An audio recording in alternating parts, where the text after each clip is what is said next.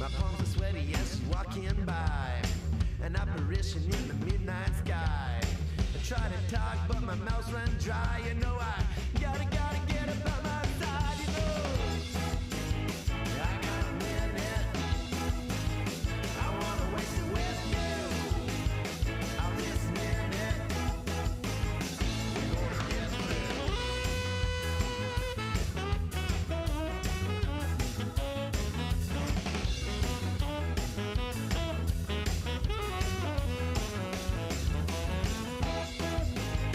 I got a minute.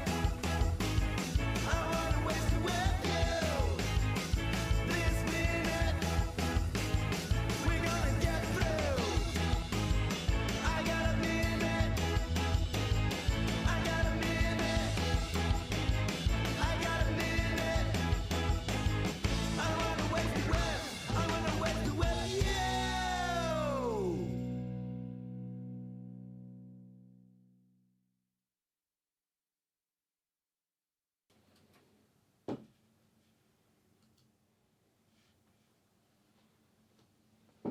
Hello and welcome back to the HVXgoat podcast, the Goat Cave. Today we have a very special guest. Goes by the name Nathan Vandenberg. He's a pro, almost pro, right? Semi-pro, would you say? Dude, I don't even know if I'd take it that far. I would say pro BMX rider from Southern Ontario, but we'll get into that a little bit later. Before we do any of that, let's do some BMX updates. So we got the Red Bull Chris Kyle video that just came out. Nate, you actually just watched that like 5 minutes ago. Yeah, dude, I just watched that and that was insane. Like the filming, unreal, the spots, unreal. Just it's crazy the stuff that you can ride nowadays. Like Yeah. insane. Well, especially when you got all that Red Bull money too, right? Yeah, having Red Bull behind them definitely. Yeah, definitely that's gets them far. that video was incredible. So definitely huge shout out to Chris Kyle. I know you're not listening, but maybe one day he'll scroll past this and click on it. But no, like some of the spots were nuts. Like he's got this one shot that I thought like the filmer and editor did such a great job of, where he goes off of this bridge into water and like the camera goes underwater and then it's just like an aquarium that this dude is riding in. That was an insane shot. Like I never would have thought to do that in a million years. It really, like, from a filmer's standpoint, that video was more impressive for the filming and editing rather than the actual riding. Like, Yeah, at least straight for up. me. But The transition was just like too the transitions were just crazy. They're incredible. All around, video is insane. Another really great video that I haven't seen yet, but I'm actually going to pick up is the Kink DVD that just came out. So Our BMX did a day in the lifestyle video with these guys while they were out riding and getting bangers. And a big thing to think about right now is that Nathan Williams is riding for Kink now. So that in itself is a reason to pick up this video. That's a heavy hitter right there. Yeah, Nathan's one of the best street riders of all time. He's been riding street professional for like 10 years easily. So it's going to be crazy. And the rest of the Kink guys are just nuts anyways. So if any of you guys are listening or interested, it's the Kink DVD. It's called Champagne, I believe. Pick it up. And then the last update here is we got a new Vans shoe coming out from Matisse Dendois, the Flatland rider. Have you ever heard of him? Dude, yeah, the shoe actually looks pretty sick. It's fucking cool, eh? Yeah, I really like it. I'm really actually stoked that Vans has started to do so much with BMX instead of like just skateboarding. Oh, dude, because they're for doing real. like an all line of BMX shoes now. Like before they had a BMX team, but they were all riding the specific like skate shoe. Now they're all getting special shoes that have like the special bottoms in them to help with BMX pedals. Yeah, the BMX bottom is sick. Yeah, like the Ultra Cush insoles, everything. Even right now, like I had a pair of Kyle Walker Pros that lasted me like 2.5 years. Those were my riding shoes. And I took the insoles out of them and put them on top of my new insoles and my other shoes. And it's so good for when you do like big drops and shit. Like you just don't even feel it. Yeah. The heel cushion's real. Oh, yeah, man. But we're just about to jump into this interview. But before that, we got Song of the Week. So Song of the Week goes to a local band this week. Their name is Fairway Drive. And this is Leave It All Behind off their most recent EP, Countless Days. They'll be on the podcast on November 22nd, so make sure you check that episode out. Here's Leave It All Behind by Fairway Drive.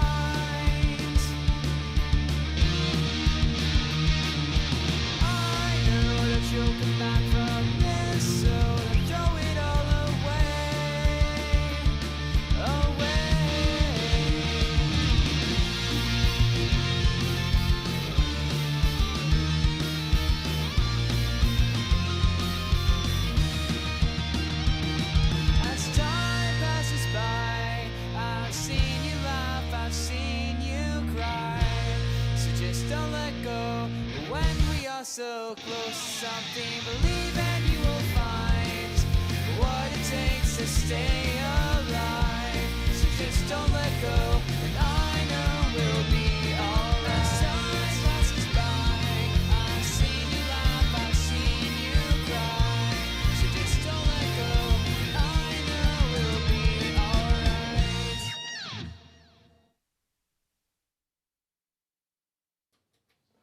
Alrighty, and we're back after that short break. That was Leave It All Behind by Fairway Drive. Check those guys out. And so today, like I was saying, today's guest is an up-and-coming BMX rider from Southern Ontario, repping OGC BMX and his local bike shop, Bike Zone. He is a camp counselor at WoodWard, and he has some of the smoothest riding all around. Nate, how are you?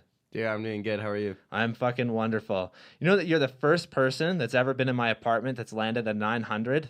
Really? Yeah, that's pretty cool, man.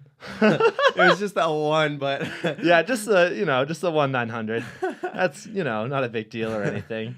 No, but I saw that clip the other day because I was just looking through your Instagram trying to find like interesting stuff to talk about. And that fucking clip, dude, was so smooth. Like the way that you pulled that was so legit. Like it wasn't shitty at all. Like you landed perfect. You literally traveled like so far and so high. That's so gnarly, man. Yo, thanks, dude. I swear, if you would have got 2 more cranks into that beforehand, you probably could have 900'd over that fucking whole thing. Someone commented that and was like, dude, you should do that over the channel. I was like, dude, no, like that's so far. Dude, you could probably send that from the, like the step up, how they have that fucking quarter that goes up and then the spine. Oh, you could sew 900 over that fucking channel gap. It'd be so hard. It'd be so hard because it's so like it's mellow. Like that quarter's not very like steep, I don't think. So it'd be freaking hard. Oh, that would be crazy. Definitely doable though, for sure. Holy shit. All right, Nate. So let's go back in time a little bit here. How long have you rode BMX for? I started riding when I was 12, and I'm 20 now, so 8 years. That's pretty crazy, man. Yeah. You know what's even crazier though?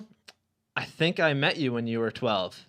And I think you were throwing flips over the Resi at Joyride. Oh, where? Yeah. It might have been after you were 12, probably a bit older, but I think I learned flips when I was like 13 years old. So I think you had just learned flips. I was there at Joyride. This is when I was actually shooting photos and not doing video yet. I shot a photo of you and Cody Fry doing a backflip together over the Resi.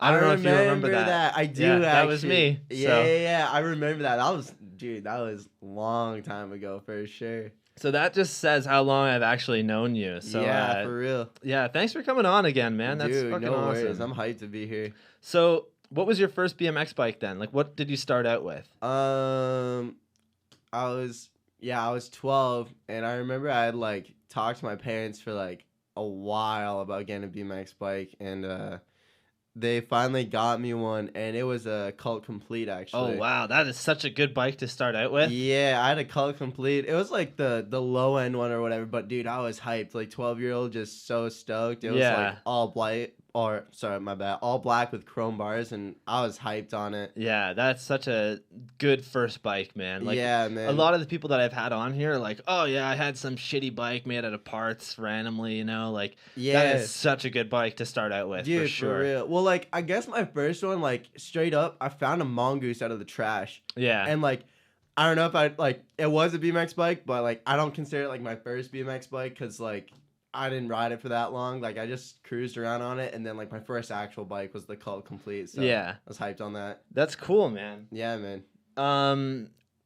So what's your current setup then? Just to kind of transfer to that, if that makes sense. Right now, my current setup is We the People kit that OGC hooked me up with. So I got, like, the frame, bar, fork, and then with that, I just got, like, a bunch of, like, also OGC brands. So, like, got, like, some Fiend parts on my bike, and then a couple Odyssey parts, like my hubs and stuff. But, yeah, she rolls good. I like it. I'm running the Fiend bars and forks right now. Those things are fucking sick. Dude, they're nice, man. Yeah, I love those. They hold up, too, because I jumped off my buddy's roof of his house into his backyard ramp. I saw that held clip. up, so... That clip was good, man. Well, the fucking clip you showed me today, I'm not going to say what it is because I know you're holding it for a video, but holy shit, guys. This fucking clip will blow your mind. It is absolutely unreal. Fucking props to you, man. I appreciate that. Thanks, buddy. Okay, so to hop into your riding now. So would you consider yourself more of a park or street rider? Or would you consider that you might be an all-around rider? I definitely consider myself an all-around rider. When people ask me that question, I just say I'm a BMX rider because That's just the only way that you can answer it, really. Like, straight up. I know, like, it's really weird, but, like, to talk about Joyride a little bit, you have always rode there. And I find that a lot of the people that ride at Joyride, because the park has so many different varying things, they can either become a really, really good plaza and street rider that will just stay in the plaza section, Yeah. or they'll be really fucking good in the actual like park section, but you really don't see too many that actually do both, which is so strange, I think. Dude, it is. Like, I actually feel that, like, if I see someone, like, let's say from the street section, the park section one day, I'll be like, dude, like, what? Like, it's just, like, it's what are you weird. doing? It's weird. They'll only ride there for, like, 10 minutes and they'll dip. But, yeah, Yeah. man, like, I like riding everything. Like, whatever's in front of me is what it is. Like, I'll go to Joyride, and some days I won't even touch the street section. Some days I won't even touch the park section. Like, it's just how I'm feeling that day. That is definitely the best way to actually ride BMX, and I would consider myself an all-around rider as well, Yeah, because I dude. ride street, I ride park, I ride jumps, everything. Like, It's all fun. it's all that matters, right? Like, I think that as long as you can ride everything, you're set, because then you're never going to be fucked, right? Like, I've gone to dirt jumps with people and they can't hit dirt jumps at all, and they just sit off to Yeah. the side and they're bored, right? Straight like, up. You when can they always have can't even, fun. yeah, like the jumps that we were riding most recently are incredible, and I'm like, you're missing out by not riding these things. Dude, Like, you straight up. gotta figure it out. Yeah, I'll take you there next year. Actually, they're fucking sick, I'm dude. down. Yeah. I'm straight up They're down. my buddy's backyard. Like, it's Oh, so word. weird. So, like, he lives in the middle of London, and, like, you go behind his house, and he's got, like, a backyard with, like, a nice garden and everything. Like, these aren't dirt jumps. Like, what the fuck are you talking about? You walk, like, 100 feet back, and there's a little gate. You open this gate, and there's literally, like, fucking 300 feet of just, like, dirt jumps that then turn around and come back. It's, like, a literal perfect Oh loop. my gosh. It's fucking cool. I'd be so down, dude. A nice set of trails, like, it's rare to find these days. And when I I get will on them, I'm absolutely hyped. take you there. These have been built up for like 10 years. They're fucking amazing. Like, you would be throwing shit that is gnarly over those. So Dude, I'd I'll be take down you there. for sure.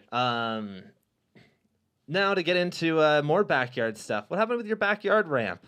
Oh, the backyard ramp. Dude, I've had so many people ask about that. So, the backyard ramp got torn down at the beginning of this year, actually, before I went to camp. So, I had it for a while. It got rotted out. It's just the way it goes sometimes. Not only that, but I built it when I was, like, super young. So, like, obviously I didn't build it the greatest. Yeah. But it was sick. I love that ramp, and it broke my heart to tear it down, but it had to be done. And then not a lot of people know this, actually. It's just me and Kyle, but I'll tell you right now, we actually started building another one. That's sick. Yeah. Yeah, I'm really excited. I would love to come ride that. And if you Dude, guys for need a hand sure. building, let me know. I've built stuff before. Not great, but I mean, Hey, man. I can fucking chop wood. You know what I mean? Yeah, So- I mean, me and Kyle aren't professional by any means, so we're Yeah. out there running it. But, dude, it's looking really good right now. We actually just finished framing the whole thing. So nice. Do you guys have like a plan for what you guys are gonna do?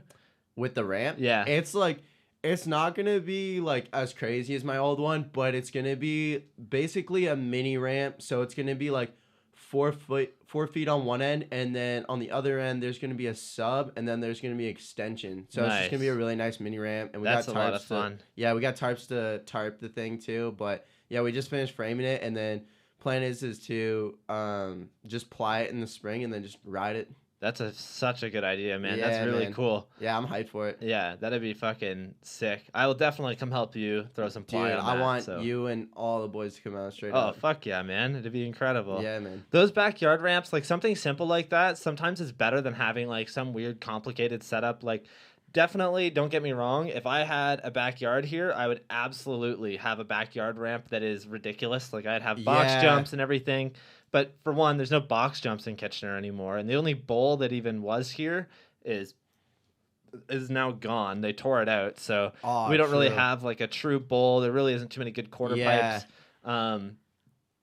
But yeah, so I'm hoping that one day I'll have a backyard and I can actually do that kind of stuff. Yeah, for real. It's the best, honestly. I love, like, there's nothing like a backyard ramp where you can just Yeah. go out and it's just you and, like, your homies. Like, sessions are so good. Yeah, my buddy has a bowl in his barn.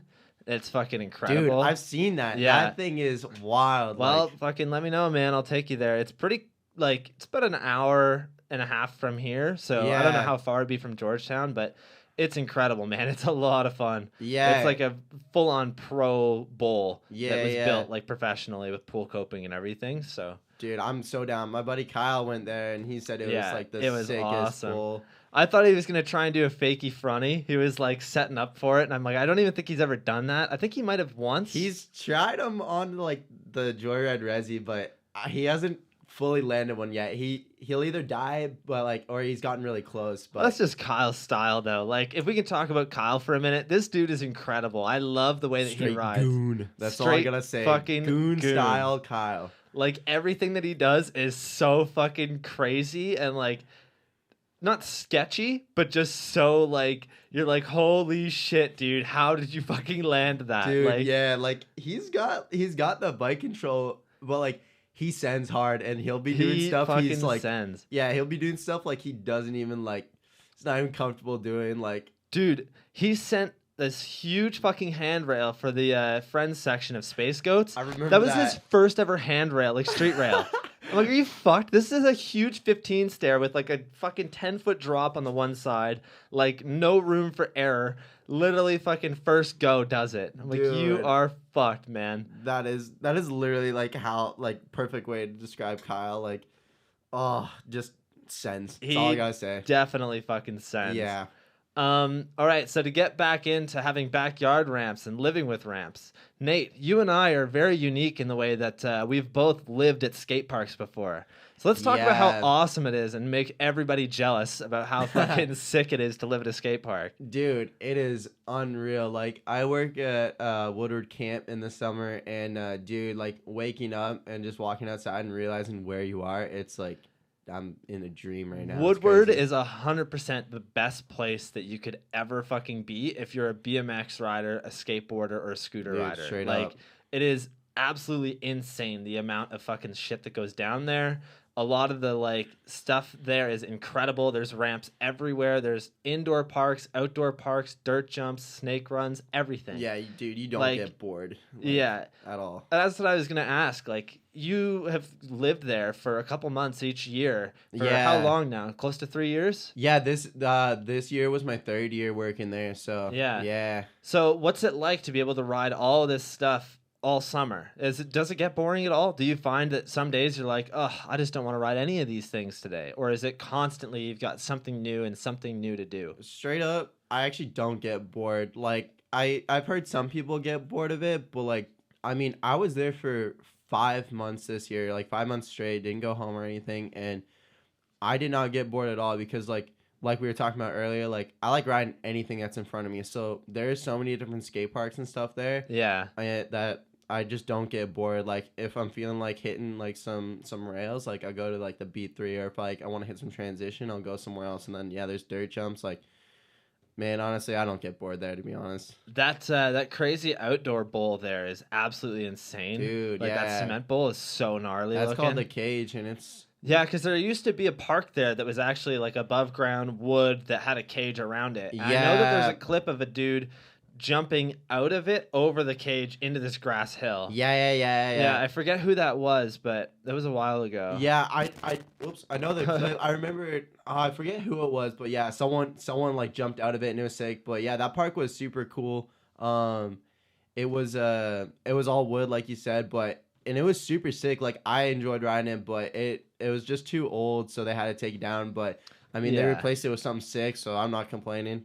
Yeah, that cage park is incredible. Like that bowl just looks so gnarly, like just so big and so many different lines. Like Like the lines are endless. There, the straight park, up. like the whole park at WoodWard is built so perfectly, and the fact that like there's so many perfect transitions that like everything should just come to you so easily. You know, Dude, like for it's real. so cool there. Yeah.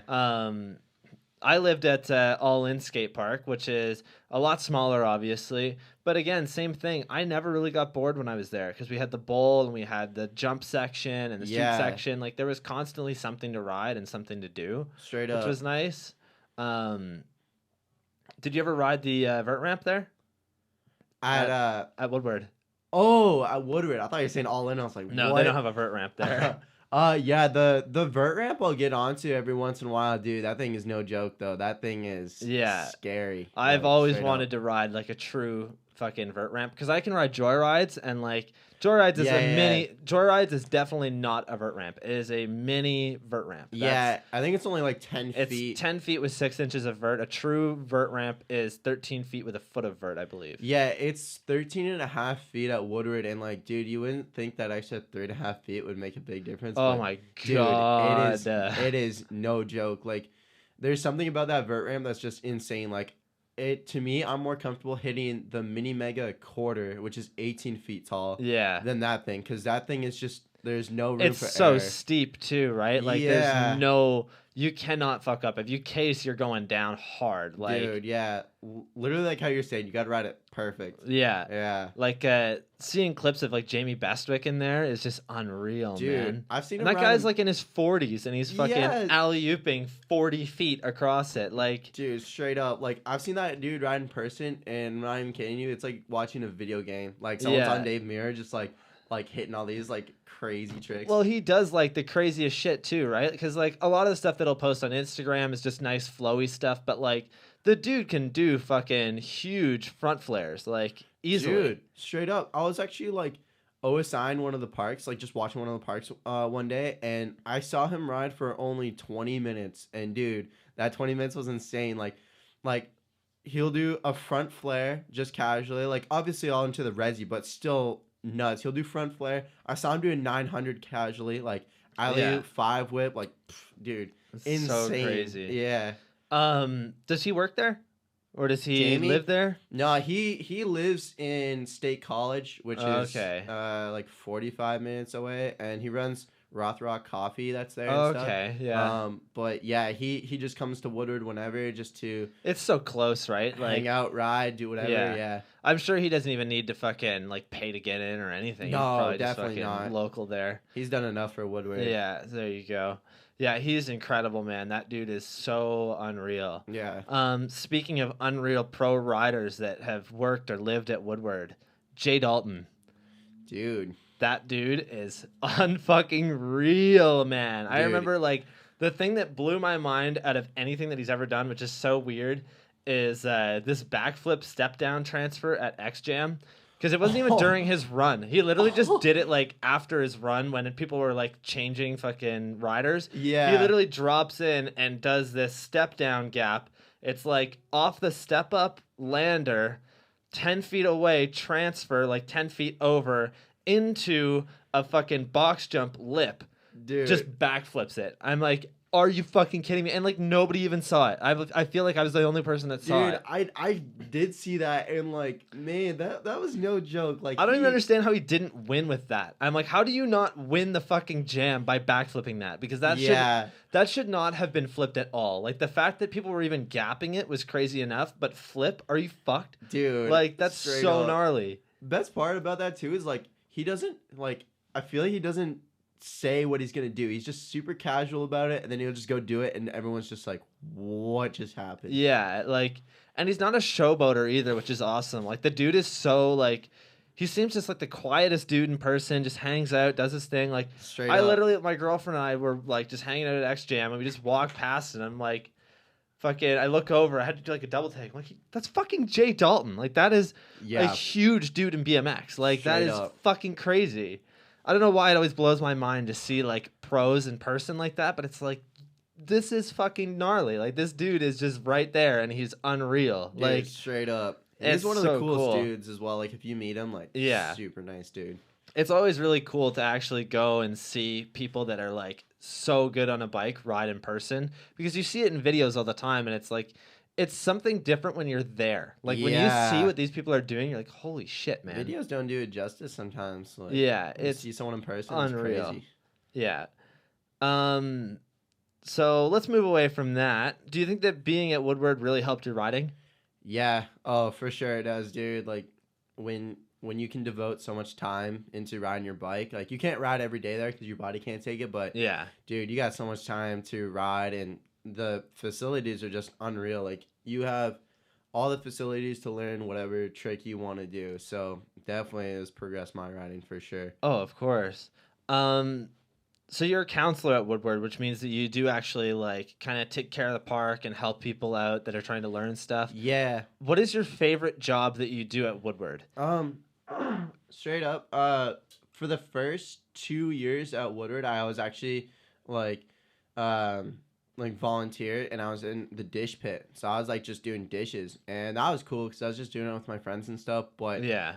this year I was an instructor, and I think that's my favorite job because, Just teaching, eh? Like, dude, wake up, I'd be with the kids, and just honestly, it makes me feel like I'm just starting to ride my bike again, because you know when you're young and you just start learning tricks for the first time and you get super hyped as a kid. I watch that off kids' faces, and it gives me satisfaction. I love it. I would say that's my favorite job for sure. yeah, of course, man. That's the shit that I feed off of, is like teaching somebody a new trick or being there when somebody learns a new trick. That's Yeah. why I love filming, was just watching these people fucking land something they want to do, you know? Like, it's always unreal to actually be there with that person and experience that moment with them. Yeah. That they've just like came across something or just went past a goal, you know? Like, yeah, for sure. that's definitely like teaching people, especially for something that you're really good at, like riding, yeah. is like just so cool to be able to do that, you Dude, know? for sure. So- You live off their energy. Like when you see their energy, it feeds off of you, and you just get stoked for them, you know? Yeah, exactly. All right. So what's the most recent trick that you learned? Uh, I know it's been a couple months because you broke your hand recently, so yeah, it's been a while. Most recent trick. or one that you were really stoked that you landed most recently. Well, actually, the trick I've been working on the most is flip whips. Actually, That's sick. I haven't landed one yet, but I got it pretty dialed to foam. Yeah, last session I had before I broke my hand, I was working on flip whips. I was getting them dialed, and then I also had learned foot jam bars recently. That's gnarly. That And- trick is so crazy. Yeah, like I was hyped to do that. It's a very awkward feeling trick, but Yeah. yeah, those are my two recent tricks I've been working on. That's sick. Yeah, flip whip would be unreal. And foot jam bar is like, that trick just looks good anywhere. Like, you could do that anywhere and it's fucking incredible. Yeah, straight up, I'm hyped on it. Yeah, that's so cool, man.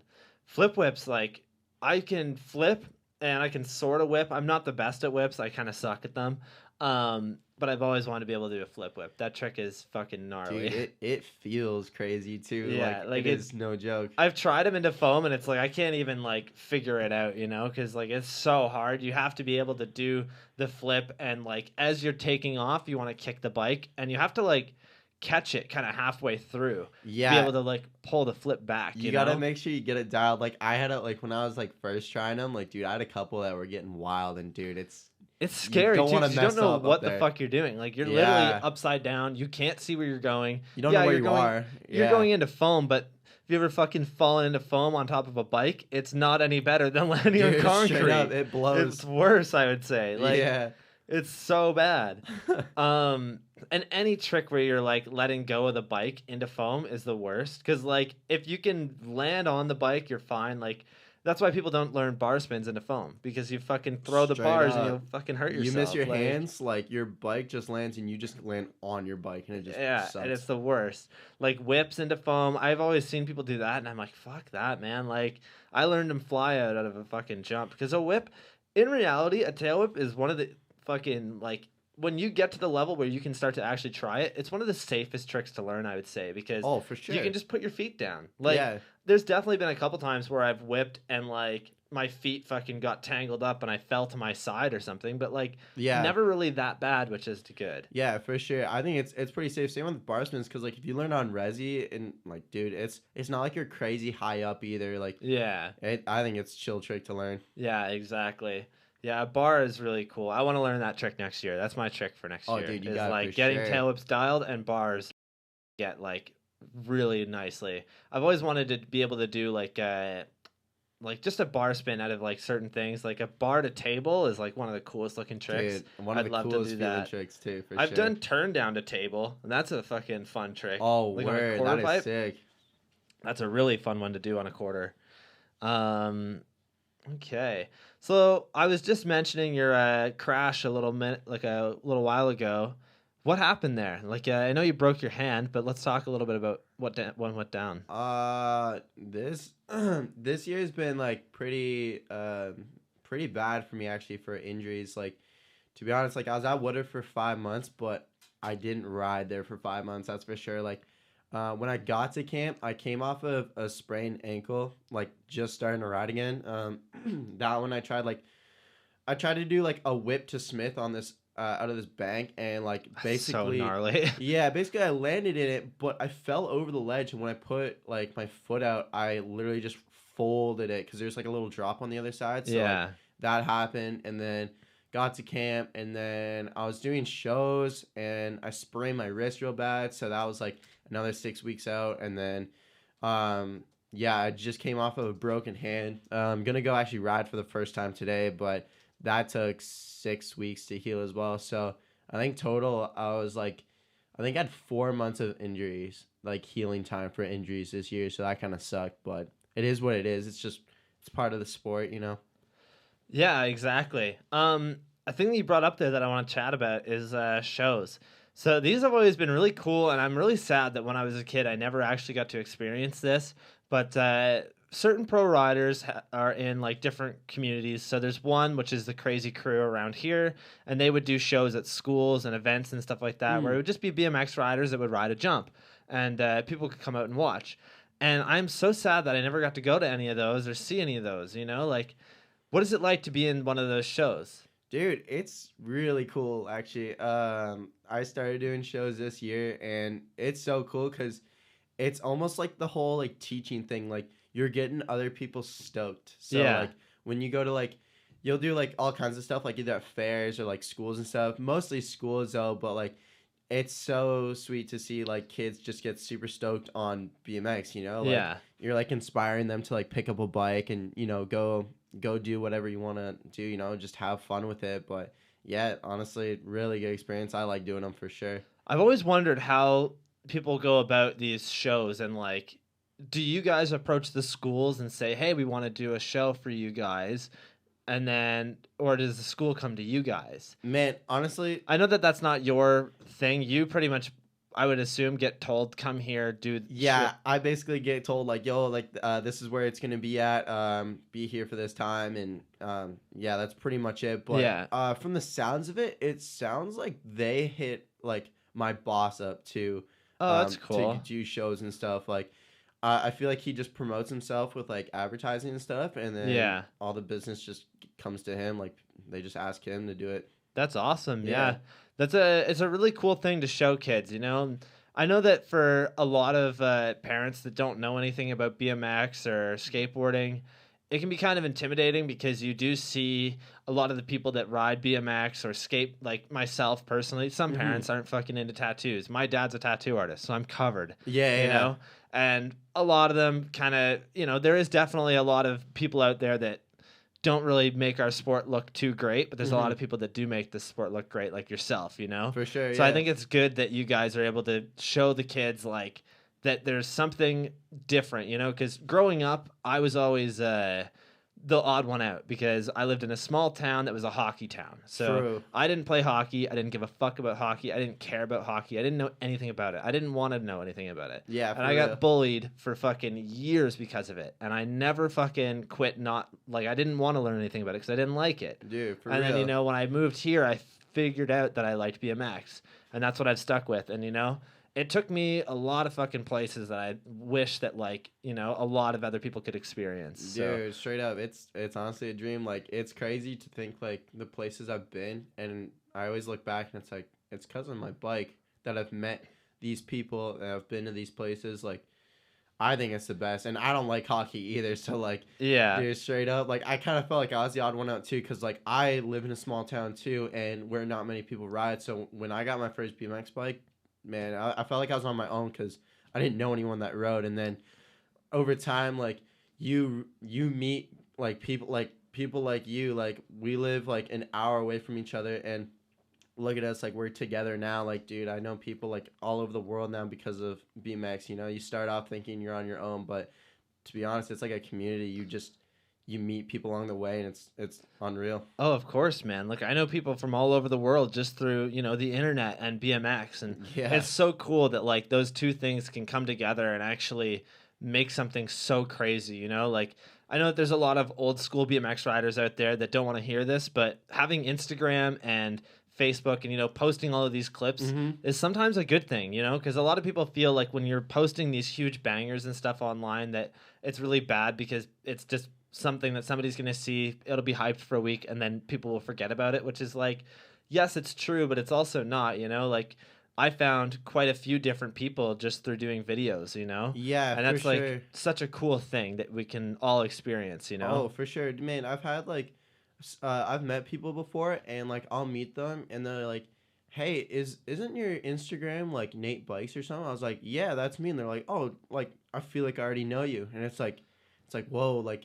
I think it's cool how like social media kind of does that too. You like almost already meet people before you actually meet them. Oh, I know, man. I can literally go to pretty much any park in Southern Ontario or Montreal and find somebody that I know that also knows me. Yeah. Which is so cool, Like, I went to this park in Port Elgin recently. I don't know if you ever rode the Port Dude, Elgin Park. I've ridden there. It's Incredible. sick, yeah. It's so cool. I went there recently, and there's just this dude there that I'm like, I fucking know you. Like, Yeah. we've ridden together once or twice before. Like, and, we've seen each other's stuff online. Like, BMX is just one of those things that, like, is so cool.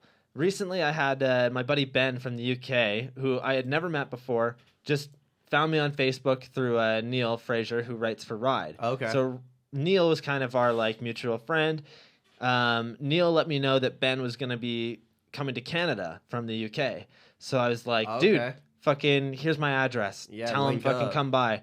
And the dude spent 3 days on my couch. Like, how cool is that? You know what I It's mean? so Like, sick. random person just, hey, come to my house, and I'm going to run to the grocery store really quick. You can just hang out in my house with all of my valuables. Don't steal them. I know you won't because we like BMX. Yeah, Like, straight up. No other fucking sport in the world can you do that. Straight you know? up. Like I went to I went to Cali with a bunch of boys before. Yeah.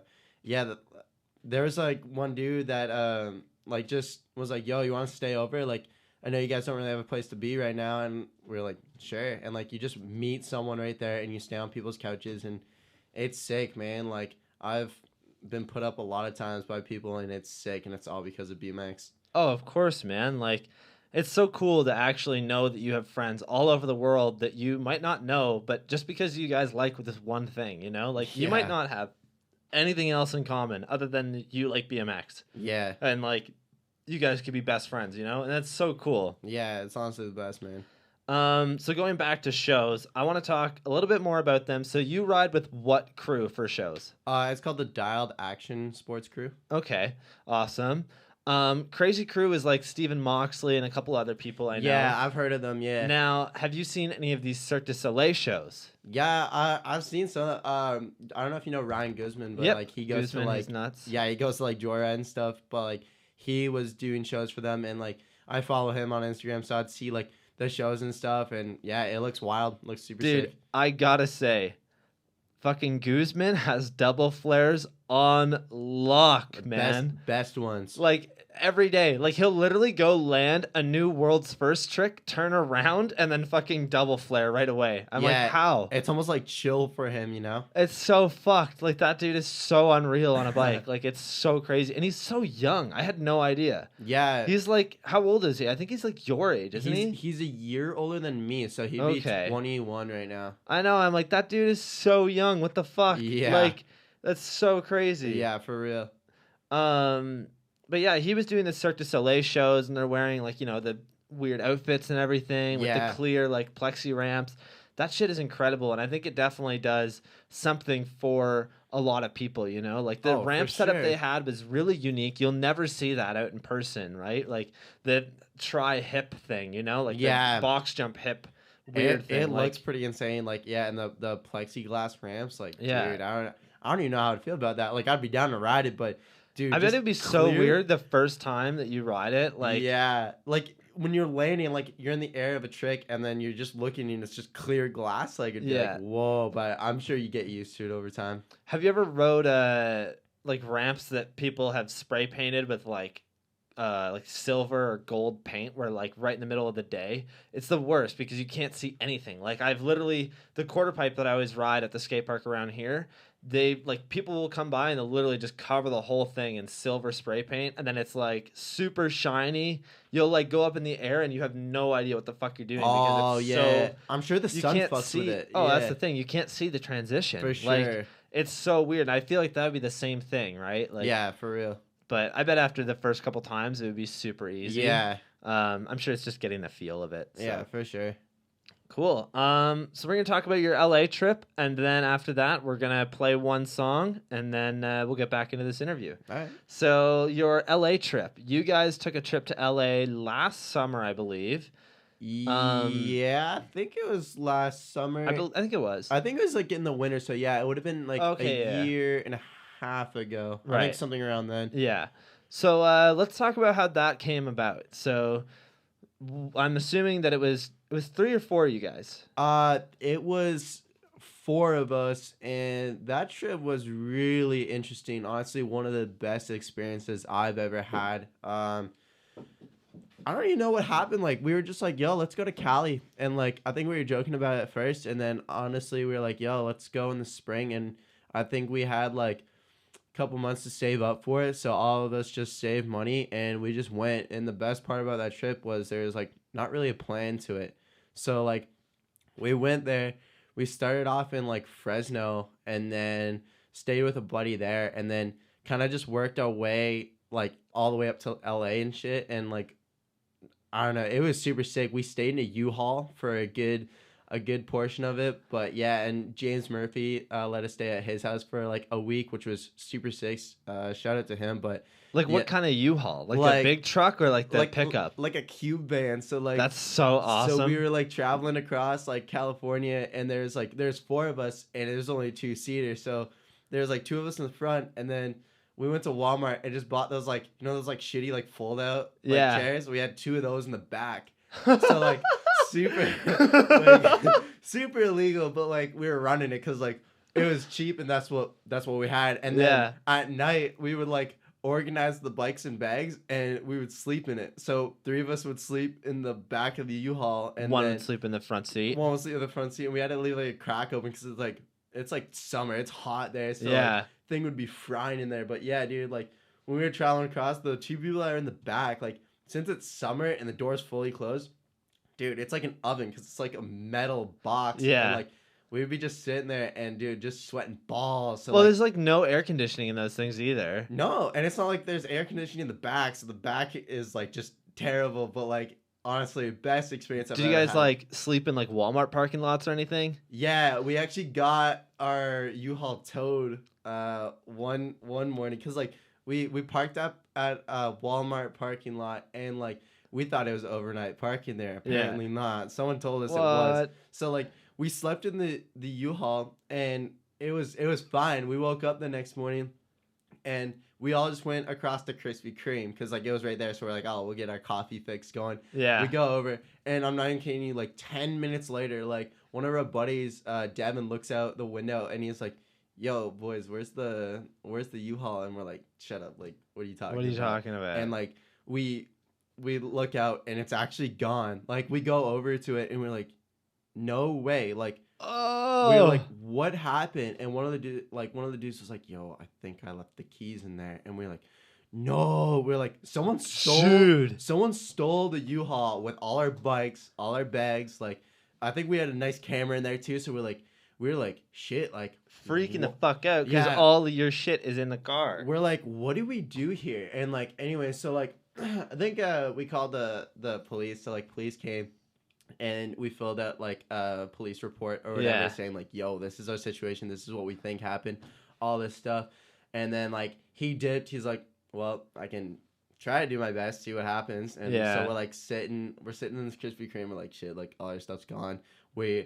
not only that, but there's our passports in there too. And Yeah, we're in a like, different country. Literally everything. Yeah, we're in a different country, and we're like, boys, we're kind of fucked right now. Like, this isn't good. And then like we get a call like 20 minutes later from the cop, and he was like, okay, so I got some good news and some bad news. Good news, we found it. Bad news is it got towed actually, because it wasn't overnight parking. We're like, oh shit, true. So like it got towed only like 10 minutes away, but it cost like $400. It's fucking expensive, dude. The second that they put that fucking thing up, like in the air, it's fucking expensive. Like, Yeah, it's so fucked. Straight up. So And like, you know what? That's a good thing to think about, because I've always heard that Walmart parking lots, you were absolutely allowed to park your U-Haul or whatever. yeah, there. that's what we thought. Yeah. Like, I thought that it was an overnight thing. You could sleep in your car there. That's what I've heard. Yeah, well, I guess it's only with certain Walmarts, because apparently the one we parked at was no good, and I guess someone called it in, like they saw the U-Haul there last night and then saw there this morning. They're like, oh, like we gotta get rid of this thing. So most likely like a manager or an employee there. But I'm like, that fucking blows. Like, fuck some you, dickweed dude. fucking Yeah. straight up called us in. But yeah, point is we got it back. It was whatever. At least for the four of you, it's like $100 split. You know, yeah, like it wasn't sucks, too but bad. Yeah, honestly, the tow cost more than the actual. U-Haul. Yeah, That's hilarious. straight up. It was so Well, cheap. for next time, one of you guys just stay in the U-Haul, or if anybody's out there listening to this, stay in the car, because they can't actually lift it into the air if you're in it.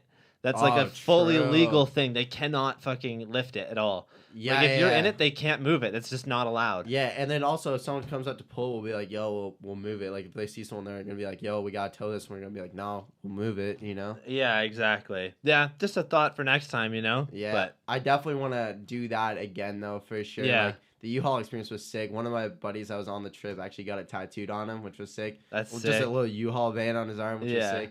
But yeah, definitely I'd do it again. I think more people need to get like memory tattoos, you know? Like for myself, I have my hand done for the Space Yeah, Goats. for the DVD. And I'm yeah, like, yeah. that's fucking something that so many people should do, you know? Like, Straight if you up. have a memory of something, get it fucking tattooed on you, because you will not regret it. Like, straight up. I went fucking hard, man. It's on my fucking hand. Like, I Dude. have to go to job interviews and everything with this on there, And you everyone know? sees it. Yeah, straight up. I actually got my first tattoo in the summer.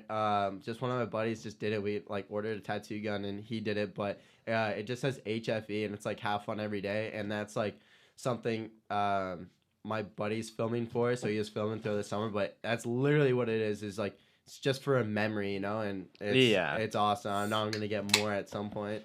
Oh, exactly. Anything else about the LA trip that happened? Like, where'd you guys go for spots? Because I know that you guys rode Hollywood High, and you guys rode that rail, which is insane. Dude, that rail's no joke. Dude, honestly, it's hard to think back to all this stuff. We went to so many skate parks, but it's really cool. Like, yeah, like you're saying, like Hollywood High, we were riding spots that we had been looking at for like years on like Instagram and shit, which Oh, is of course. really cool. Went to Claremont Skate Park, which is nice. really cool. That fucking park is insane. Yeah, we went there. It's bikes only too, isn't it? Or maybe not. No, they let everything in, Okay. which is cool.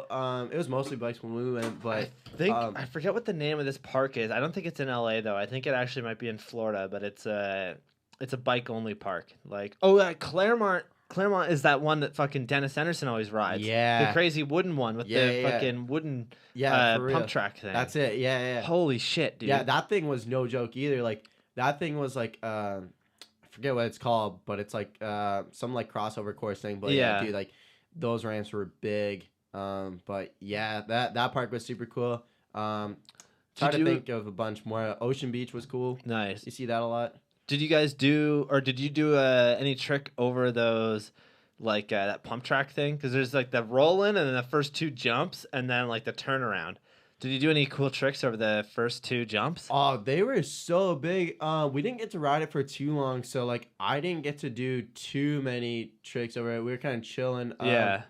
I don't know. Like I think I just did a bar tuck over it. I think I just did a bar tuck over it. No big deal. I think that was Like, dude, that is the fucking coolest looking trick ever. Is a bar tuck. Thanks, dude. Yeah, one of my favorites for sure. But yeah, nothing too crazy went down on that. But yeah. Combo tricks are fucking sick like that. Like one of my favorite tricks to do over a dirt jump, which is like the best feeling trick, is ET to T-Bog, because it's such a Yo. like weird trick. Because like I don't know, I don't really even consider an ET a trick, even though it is. Yeah, But like ET and then fucking let go and T-Bog is it's so good. sick. There's a clip of me doing it over a local jump here, in my first video, Fuck Asses. Oh, word. Yeah. Yeah, it's tricks like that. That's just like those combo tricks, and it's when it's like unique tricks like that, it makes it that much cooler because you don't see that stuff either. Yeah, and like you wouldn't think that you would need that much time in the air for that trick, but you actually kind of do, because like Oh, dude, to for do sure. a trick beforehand is way different than just doing it Yeah. after, you know? Because most times when I do a T-Bog, it's like I literally get it to where it looks good, like in a photo, and then I'm fucking right back. Like Yeah. I don't let it sit, you know? That's the thing too. Yeah, like when it's combo tricks, like with a tuck or a T-bog or something, like those tricks, like you can either make it look good or they could be shitty. So like if you do like a bar tuck, you want to like you need enough time to like extend your arms, or if you do an ET to T-bog, like you need enough time to actually like dip your T-bog and like make it proper. Yeah, exactly. Alrighty, let's go to song number 4 here. We got Weekend at Bernie's by the Thirsty Guys. But before that, I just got to give a shout out to those first 2 songs today. I forgot to do that. The first song was Strike by The Last Slice. And the second song was I Got a Minute by K-Man and the 45s. And then we got the 4th song here, Weekend at Bernie's by the Thirsty Guys.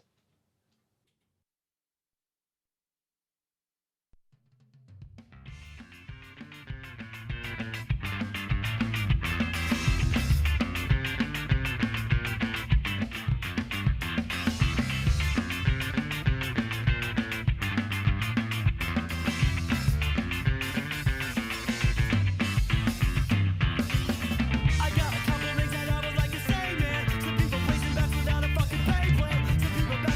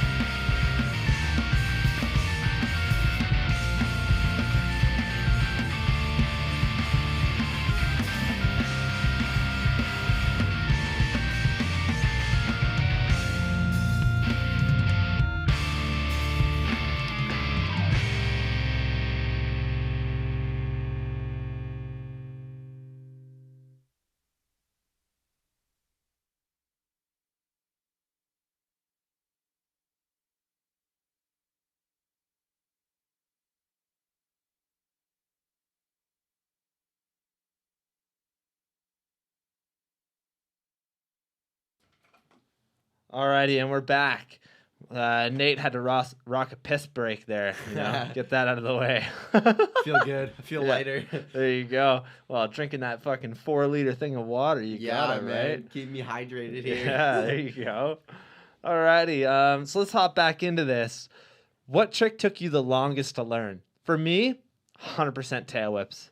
Dude, straight up, I was gonna say tail whips as well. Tail whips were like definitely the hardest trick for me. I'd learn them and then I wouldn't do them enough, and then I feel like I relearned tail whips like at least 8 times. Like straight up, like one day I'd have them and then I'd try them again the next day. Wouldn't be able to get them, so I'd be like, fuck it, like I'm not doing it, and then I wouldn't do it for like a month, and then I'd be like, shit, now I gotta relearn it. So yeah, like same here. Definitely tail whips for sure. Like, I'm glad I got them like dialed now. But yeah, that was definitely like probably the longest trick like to actually get dialed. Like probably like a few years to actually have it like on lock. Yeah, of course.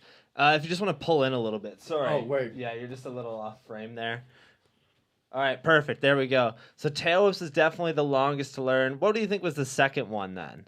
Second longest to learn? Or like hardest that you've ever learned? I think flares were like definitely a trick for me too, because like that was a trick I learned, but it was scary for me to do them every time, and like I had to kind of force myself to like do them more and more. But like, yeah, like when I first learned them, I was like, sick, I can flare, but it's scary as fuck. So like when I go to a skate park, I wouldn't want to do a flare, but like, so I wouldn't do it. But every once in a while, I'd like get myself to do one, and then now like I've done them so much that like I am comfortable with it. But yeah, definitely that trick took me a while to like actually be comfortable on a quarter for sure. What's crazy too is a flare is actually probably one of the safest tricks you can learn, which it doesn't seem like it, but as long as you know how to flip and everything, like as long as you've got a foam pit to kind of learn it into a little bit or just get the rotation, after that, like as long as you can get the full pull and you can be landing kind of on your side or anything like that, for sure, you're pretty much fine. Like, it'll fucking suck and it'll hurt, but like it's a pretty safe trick once you get the full rotation of it down. Yeah, for sure. Like when I fuck up on flares, like I'll either just slide out on my side or I'll just put my foot down. Like, it's chill. Pretty much just comes down to that, right? Yeah. Like I know Jesse and I, we were trying to film a street flare for Space Goats. He ended up doing it. I remember the clip, yeah. Oh man. We went to like 3 different spots to try and figure it out. The first one, just a really steep bank, and like it's for anybody that's seen Jesse ride, unreal rider, but he does not have flares the way that you would need them to be on a street bank, Like on a street bank, you need to be able to fucking pull. You need the muscle to be able to literally like pull that thing around. And like he was definitely like he was in the safe zone. He was landing on his side, or like, he could probably, if he held on to it and hucked just a little bit harder, he could probably get it to tires, but he'd have to put his foot down or something. So we decided to ditch that spot and went towards this other spot that I had kept in mind for like 4 years for something. Yeah. We essentially built a quarter pipe on this like fence, and the first try that he had on that was like the scariest thing I ever filmed, because he fucking rolled up, and like when he went to go and pull it, the fence is like, he didn't even try and air it first. He literally just tried to flare it first go. And like literally fucking when he went to pull, because you need to like push and then fucking pull it. Yeah, for real. He pushed in so hard that it like pushed him off, and he literally got upside down and had to ditch the bike completely. And it's like so scary to be trespassing, having to hop a fence at somebody's fucking building. Straight You're up. in the middle of nowhere. Like you've got fucking like people walking above from a bridge that are watching what you're doing. Like, I know that the cops got called and we just missed them, which was good. Oh, shit. But, like, it's one of those things where I'm like, dude, if he would have got fucked up, like, I don't even know what I would do. Be like, hey, we're behind this fucking building. We were trying to do something dumb. Like, yeah, we're come trespassing. Like, yeah. We're in the middle of nowhere. Yeah. Yeah. But no, he ended up, like, it took him quite a while. I'd say close to 20 different attempts to get this flare. And then when he pulled it, he did it, like, 3 times in a row, and it was perfect. Just like Jesse does. You know what I mean? That's classic Jesse. Once he lands it once, he's fucking set forever. Like, yeah, it's he's so good. crazy. Yeah, he's an unreal rider, man. Dude, props for him for doing that. Because when I saw that clip, I was like, damn, Yeah, like it's that's fucking real. gnarly. But yeah, he ended up pulling that, which is really cool. But we like leave and we go and get a slice of pizza, and we're just hanging out in the car with our bikes on the roof, and we see a fucking cop van come out from where we were, real fucking slow. Oh, and jeez. like you can see that the driver is kind of looking at the car.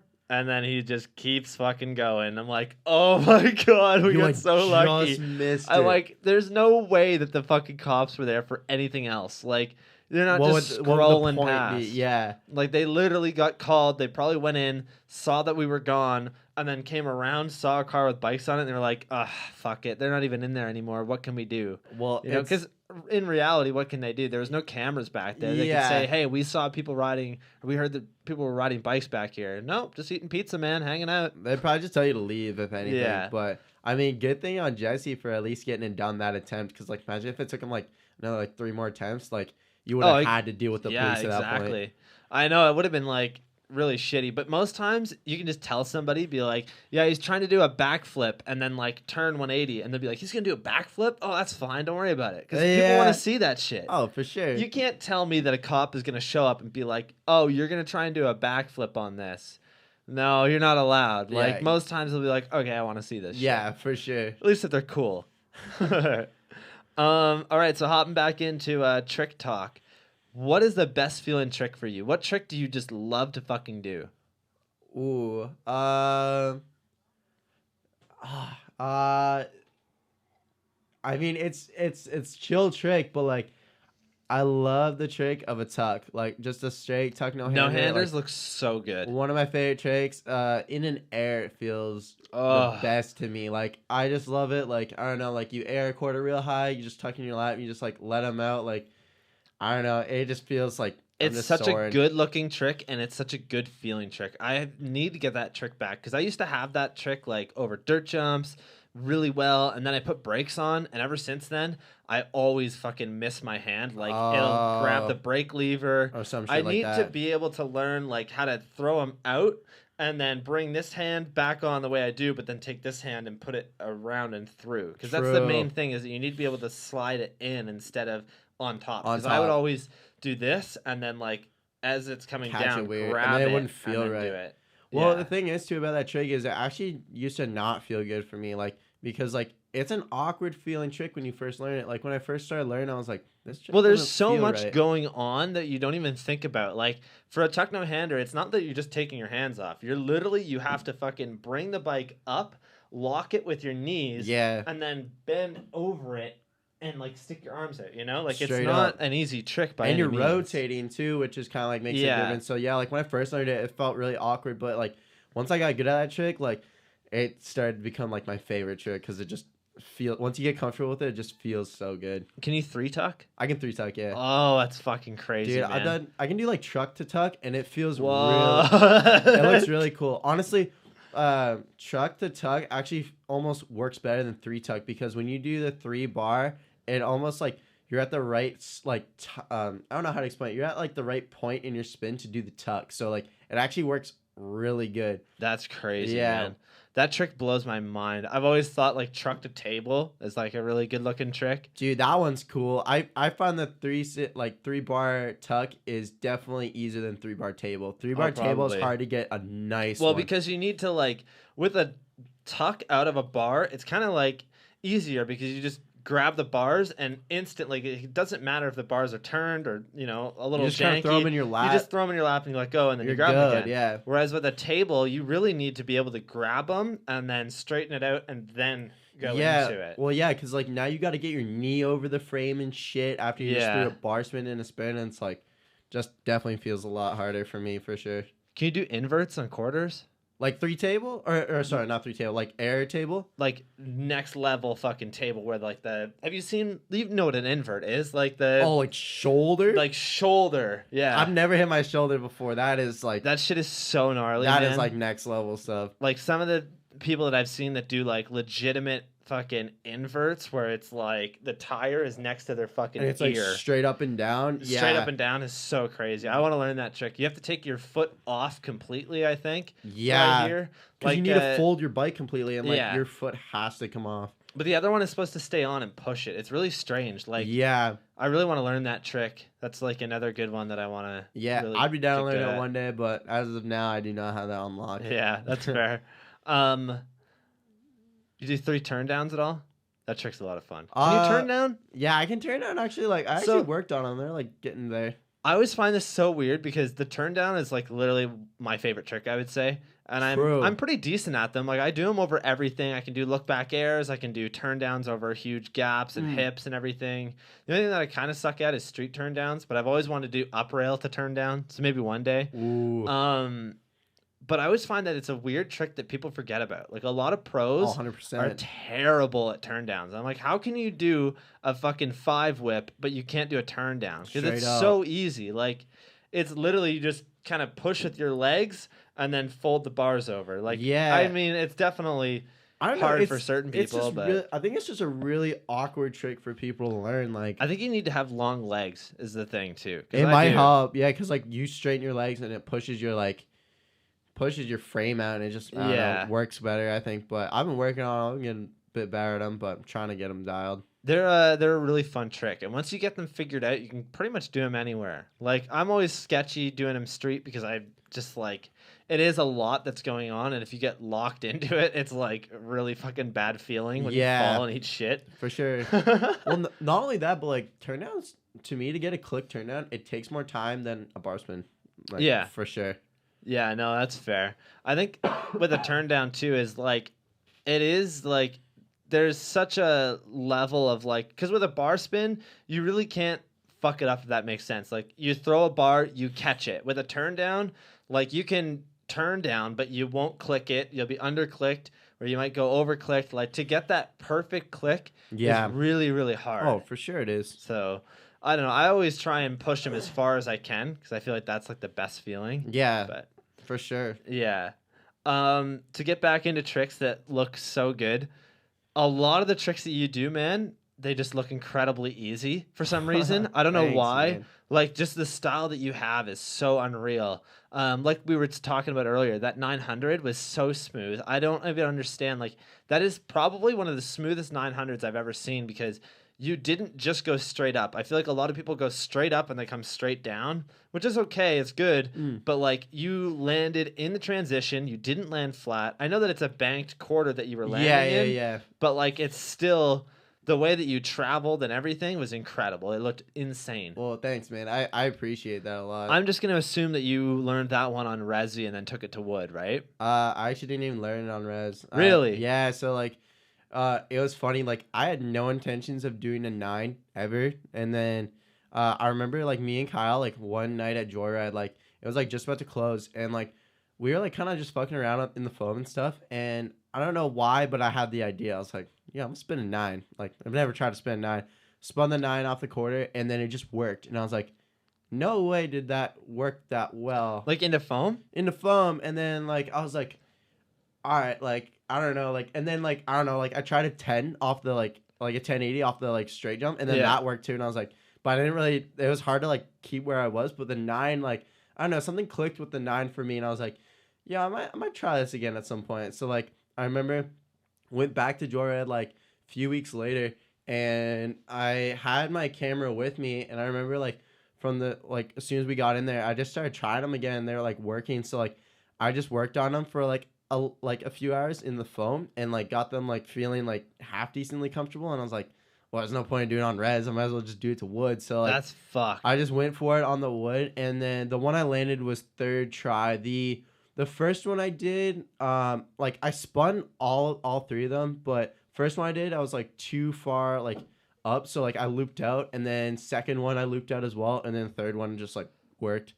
That's crazy, But man. yeah, I was stoked because like I had no intentions of doing a 9, but like I don't know, sometimes when you just try like a random trick to foam, sometimes it just kind of like clicks for you. So That's so crazy, man. I can't believe that like a 900 for you was so easy. You know what I mean? Like to think about it, and this is really cool. I don't know if you knew this, but the first ever 900 actually happened in Kitchener by Matt Hoffman.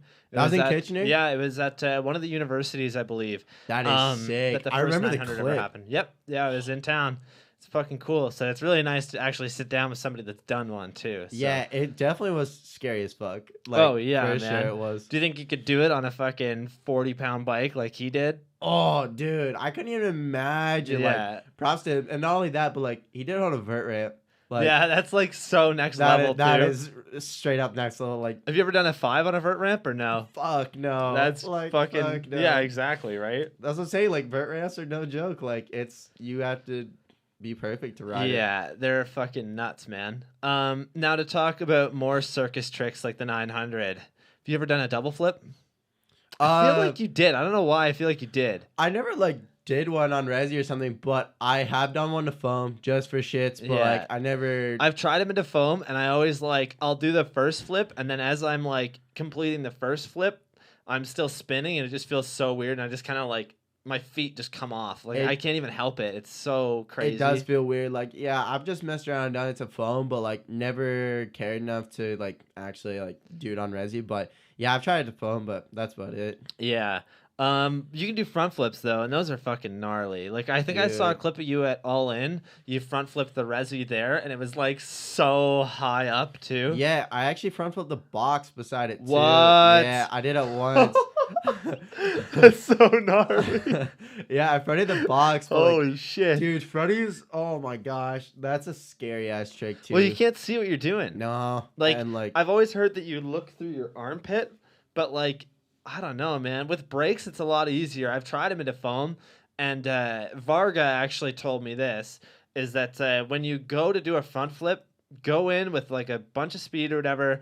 As you're rolling up the ramp, do the exact same motion as if you're going to do a backflip, but at the last second when your front wheel comes off of that fucking ramp, huck forward as hard as you dude, can. straight up. And I tried that, and like with me too, because I run brakes, you're Yeah. supposed to hit the brakes as you do that. Holy shit, dude, does it ever fucking work? Like, it came around. oh, it'll come around pretty quickly. Like, I definitely didn't get the full thing around, but like, it fucking happens, man. Yeah, oh, for sure. Like, someone told me the same thing. They were like, yo, you need a preload. Like, you need to lean back. And then at the last second, when you have to lit, Yeah. you need to snap. And I was like, true. And then it kind of clicked. And, like, that's when I started doing some fronties. But, like, scary thing about fronties is if you don't get that right snap and you're doing it over, like, Resi Oh, or something, dude, you'll like, be fucking dead. dude, straight up. Like, you feel like you didn't get the right snap and you're just in the air and you're like, shit. Like, Because I'm no not matter coming around. what, no matter what, you're gonna go forward to the point on where you can't actually come back. Like you Yeah. might land like straight on your fucking chest, you know? Like Yeah. there's nothing you can do.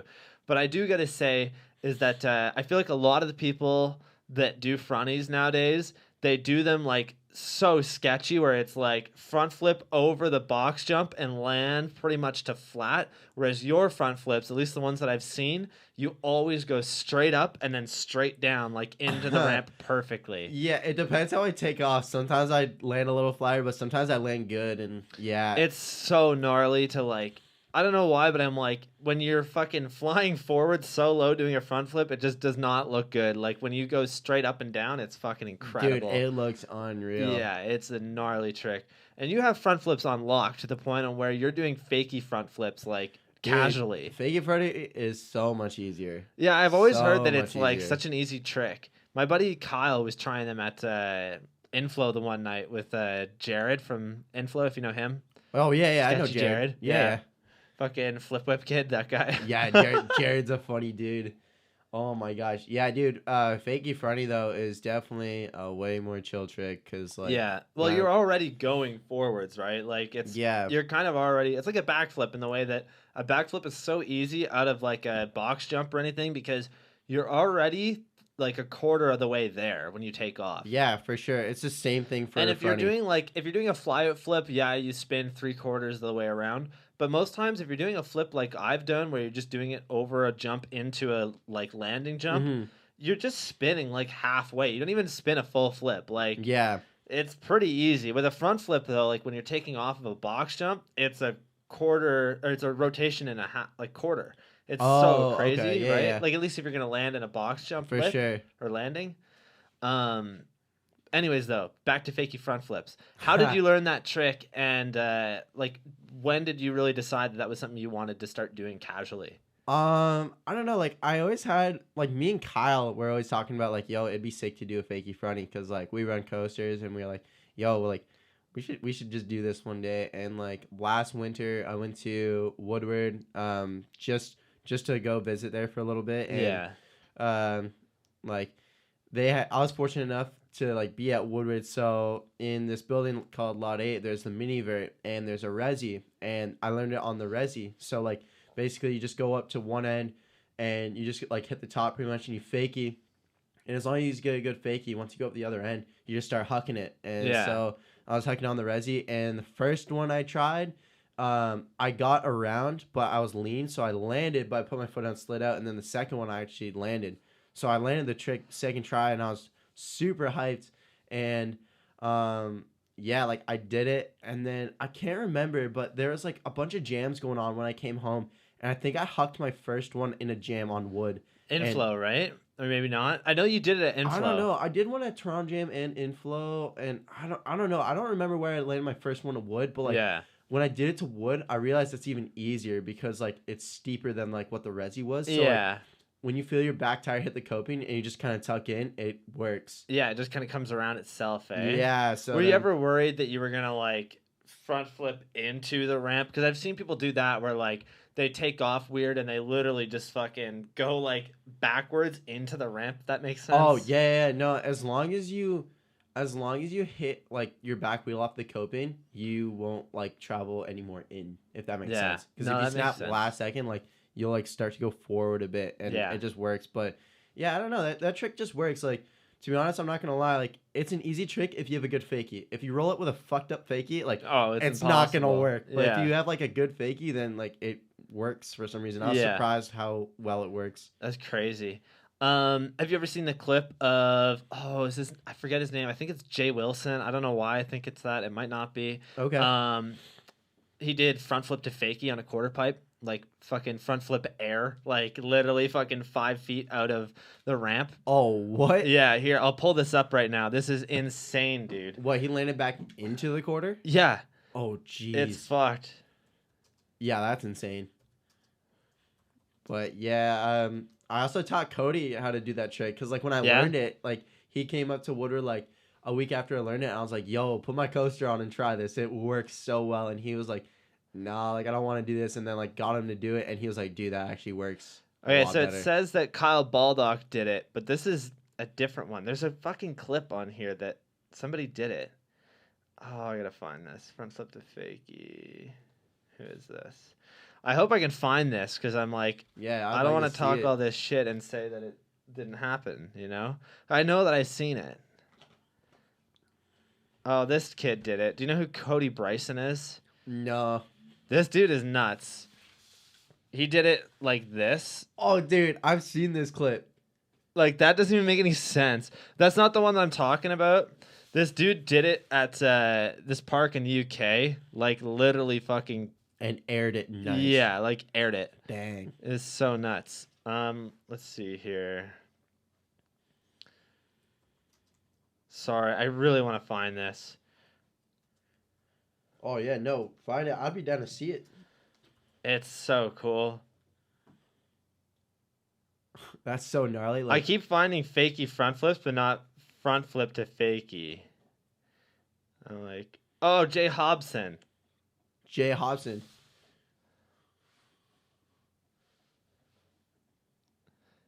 This is fucked, dude. This doesn't make any sense at all. Oh, front flip to fakie. What the how fucked is that? Oh my gosh, dude. Like, look at this shit. That.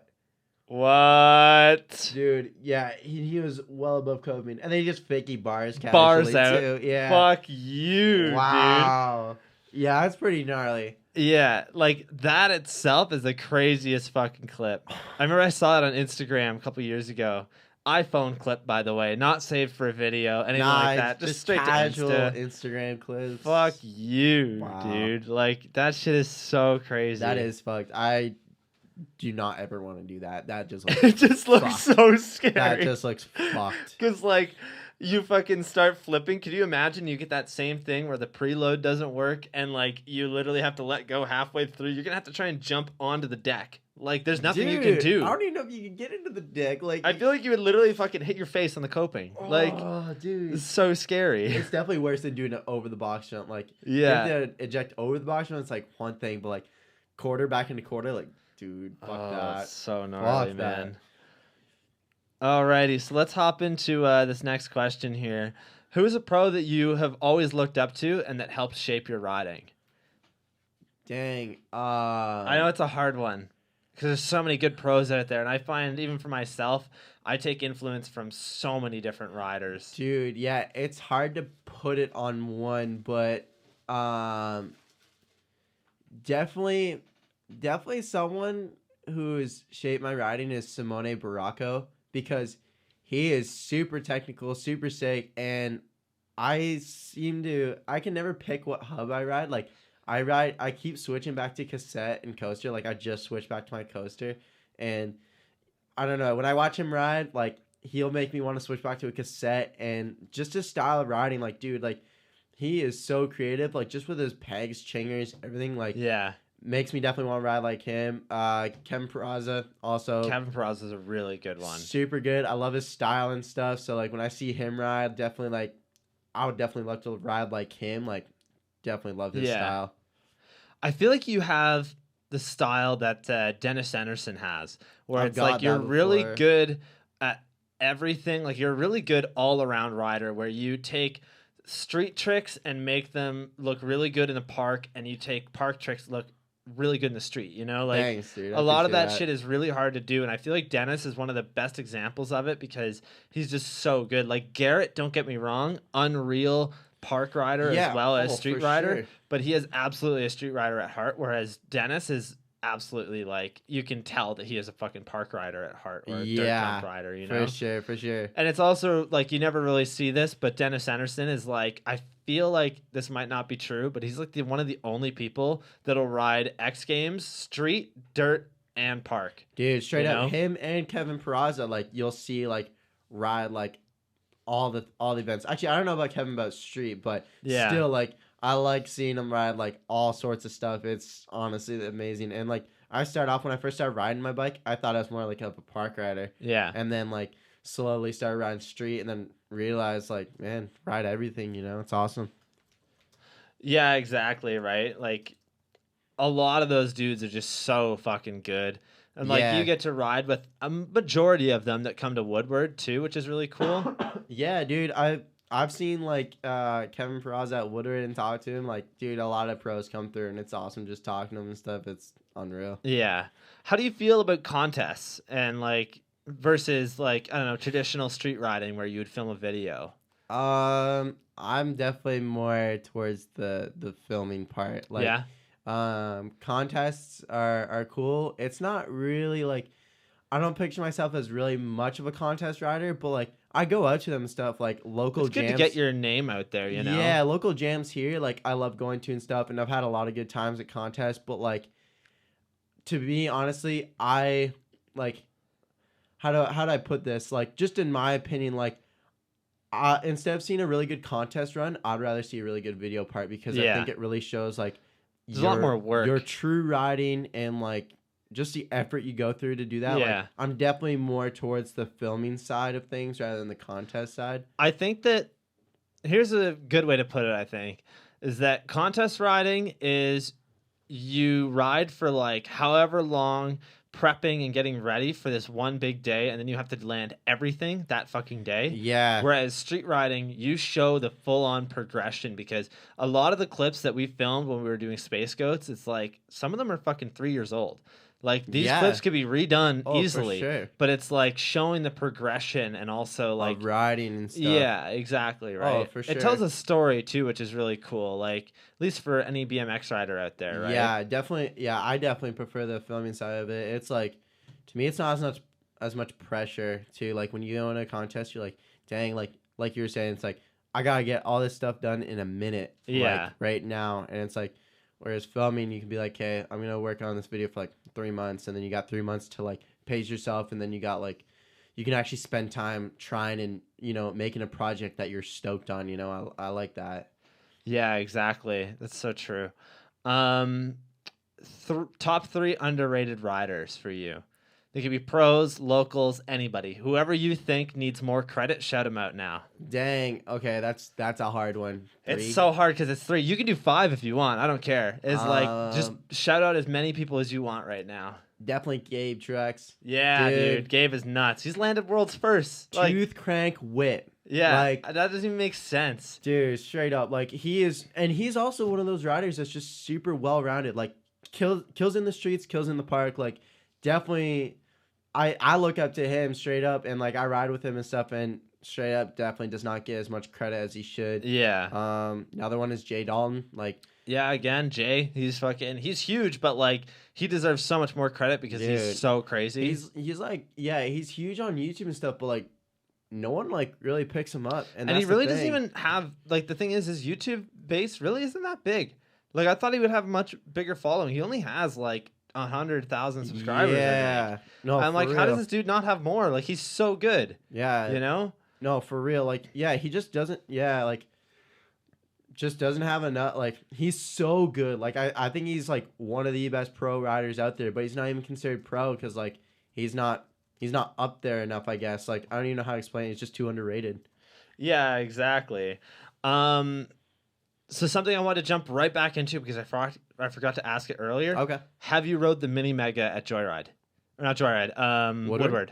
Yes. That's fucked. that thing is fun. Like I've always wanted to ride that thing, and All In just recently did their airbag one. Yeah, I saw haven't that. rode it yet, but I'm gonna go ride it next year. I just want to jump it. Like that's all I want to do. I don't even want to trick it. Like I might do a turn down or a T-bog over it, something simple. Yeah. But like, ultimate goal is to 3 it, and I'm like, that's probably not gonna happen because it's so huge. Yeah, I mean, yeah, I've ridden the one at WoodWard, and it is so sick. Like it's like I can't even explain the feeling. Like you're just How tall actually is it? Because in videos it doesn't look that big. It looks like it's like a 30-foot roll in with like, I know the quarter is like 18 feet, but like it really doesn't. It's not really how tall it is. It's more like the gaps. Like I don't know how to explain it. Like the first one is 18 feet clear, which isn't that big. It feels like just an oversized box jump, and then it goes 24. Well, because the 30. box jump in the park section at Joyride's 12 feet. Yeah. And that's like you can just fucking hit that casually. All you need to do is just go up the vert wall, and as long as you go above or if you go to like where the eyes are on the fox wall, You're chilling. You're fine. Like you'll clear it, no problem. Anybody could clear it. Like as long as you can hit that vert wall and hit up to the eyes, you're fine. Like you don't even need to pedal after that. For sure, yeah. So like the first, like the smallest one, because there's 3 takeoffs, is like 18 feet. So it's just like a little bigger. So that one's chill. But like if you hit the middle one, which is 30 feet, man, you're in the air for so long. Like I bet it's so scary. Yeah, last summer I actually flipped it, and it was the craziest feeling ever. Like I was in the air, and I was in the air for so long. Like I felt like I was looking at the sky for time. Yeah. But yeah, unreal. The quarter, also unreal. When you get over coping on that thing and you're a couple feet out, you're looking down, you're like, damn, like I could fucking die right now. Like, this is unreal. So, I've always heard that you have to wear a full face to ride that thing. Is that true? No, it used to be. So like a couple years ago, you used to have to wear full face and like pads, protective elbow gear. pads. Yeah. I mean, I guess it's recommended to do it. I hit it in a half shell, and I don't wear elbow pads. I just hit it on my half shell and just rip it like that. But that's just what I'm comfortable in. But yeah, no, you don't have to wear full face anymore. How do you feel about full face versus half shell? Because I know for yourself, you're more of an all-around rider. Like for me, I rarely wear a helmet while I ride street because it's so hard to actually see what you're doing. Like what's going on? Yeah, I am actually. I'm getting a helmet that I'll just be using for street. Okay. But most of the time when I ride parked, I pretty much always, or park or jumps or anything like that, I always wear a full face helmet. Yeah. But I've knocked my teeth out more times than I can fucking count. So like, that's why I do it. How do you feel about full face versus half shell? I mean, to me, it's whatever like the person wants to ride. Like, doesn't matter to me what they ride. If someone's more comfortable in a full face, then rock it. Like, for me personally, like, I don't rock a full face. I know it's safer, but sort of. They're like pretty dangerous if you don't wear the neck brace with it. If you're doing like certain tricks I know, because like with it being so big, you can break your neck really easily. You're Oh, supposed yeah, to wear yeah. a neck brace with them, I'm pretty sure. Yeah, no, that sounds. A lot of the sounds mountain about bike right. dudes do. I know that. Yeah, the biggest thing for me is like I've put one on, and the thing that like kind of is weird for me is like it's like closed in on the sides, so like I feel like my peripherals are just not quite as there. Like I'm not as aware as to what's going on. Like I feel like I'm like like I got like tunnel vision going on. Yeah. Like where I'm Mine's seeing a straight. pretty good cut where like I can see like from here, which is pretty much all I need to see. But like again, when I'm riding any other time, I can see all the way to back here and be fine. Yeah. It's not much further, but like you really don't even know how much of a difference it makes, Yeah, So- for sure. But yeah, I mean, it's just personal preference. especially like, riding like a crowded park like Joyride, because like you really can't just have one person ride at a time at Joyride. Like it's just not Yeah. possible. no, for real. But yeah, I don't know. I started riding with a half shell, and I don't know. It's just what I got comfortable with. So Yeah, that's what fair. that's what I rock. No, half shells are awesome. At least you wear a helmet, That's fucking Yeah. awesome. Like you definitely should. So Even good if I on go ya. ride street, I'll put a helmet on because like I don't know. Like I remember It only takes once, man. That's all it takes. straight up, and that's why I've always told myself like when I was like a kid, I actually like I started wearing a helmet, and then I stopped for a little bit, and I was going to a skate park, and I actually really wasn't wearing a helmet, and like just stupid me back then, like, and I remember I fell on a foot tall like ledge, and I hit my head, and I was like, dang, that was a foot tall ledge, like I'm not fucking with this, like, and from there on Yeah. out, like I'll wear my helmet like street dirt chumps, anything I'm riding, just I'll wear a helmet. Yeah, man, hitting your head fucking hurts, and it can really do a lot to you, Like, Dude. I've hit my head quite a few times, and I know that this probably won't happen, but I'm very concerned about it. Do you know what CTE is? No. CTE is a thing that a lot of people that play like football get. It's kind of like it progresses over time, but it's when you get hit in the head really hard, it starts to actually like damage your brain, and over time it starts to get true. worse. So for people like Dave Mira, a lot of people believe that he had a very severe case of CTE that went untreated, and that's why he true. ended up killing himself. Is because you end up just like going crazy essentially in your own head. Like a lot Yeah. of football players get it, and it's really sad, man, because a lot of them that do get it, if they do end up committing suicide, most of them won't fucking blow their brains out. They'll fucking shoot themselves in the heart because they want to make sure their brain can be studied. Like it's so fucking scary, man. That is gnarly. It's so fucking scary. Like it's something that like, a lot of people have to live with. A lot of like UFC fighters, shit like that, That's it's no something joke, you yeah. really don't think about, but like in reality, when it comes to like BMX, skateboarding, scootering, fucking UFC, any of that shit, wear a fucking helmet. Like I know in Dude, UFC straight they up. don't let you, but like that's a fucking stupid rule. You should absolutely be able to wear a helmet. Yeah, like, man.